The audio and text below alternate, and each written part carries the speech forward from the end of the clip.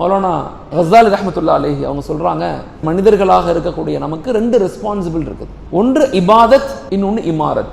இபாதத்துங்கிறது இறைவனுக்கு செய்ய வேண்டிய கடமை, இமாரத்துங்கிறது இந்த உலகத்துக்கு செய்ய வேண்டிய கடமை. இந்த உலகத்தை பாதுகாத்து சீர்படுத்தி நேர்படுத்தி இதை மேம்படுத்த வேண்டிய பொறுப்பு நமக்கு இருக்கு. அப்ப இபாதத்தும் வேணும், இமாரத்தும் வேணும். இங்க என்ன ஆயிருச்சு, அல்லாஹ்வோட இணைந்து வாழணும் யோசிக்கிறவங்க உலகத்தை பத்தி யோசிக்கல, உலகத்தினுடைய இன்பங்களுக்குள்ள போனவங்க இபாதத்தை பத்தி யோசிக்கவே இல்லை. பெரிய டாக்டர் ஆயிட்டாங்க, ஆனா அவருக்கு குர்ஆன் ஓத தெரியல, 2 ரக்காத் தொழுக சொன்னா தொழுக தெரியல, அவருக்கு ஷரியத்தை புரிஞ்சுக்க தெரியல. அப்ப எங்கேயாவது ஒரு இடத்துல நாங்க பலகீனம் அடைகிறோம். அப்படி ஆயிடக்கூடாது. அப்ப நம்ம குழந்தைகள் டாக்டர் ஆகணும், இன்ஜினியர் ஆகணும், முஃப்தி ஆகணும், பெரிய ஹாஃபிஸ் ஆலிம் ஆகணும், கலெக்டர் ஆகணும், சயின்டிஸ்ட் ஆகணும். ஆனா எங்க இருந்து ஆகணும்? மஸ்ஜிதுகள்ல இருந்து ஆகணும். எங்க இருந்து ஆகணும்? குர்ஆனோட ஆகணும். எங்க இருந்து ஆகணும்? நபியினுடைய முஹப்பத்தோட ஆகணும். எங்க இருந்து ஆகணும்? ஷரியத்தினுடைய தொடர்போடு ஆகணும். அதனால பெற்றோர்கள் ஆரம்ப நிலையிலிருந்தே குழந்தைகளுக்கு ஈமானிய உணர்வுகளை கொடுங்க.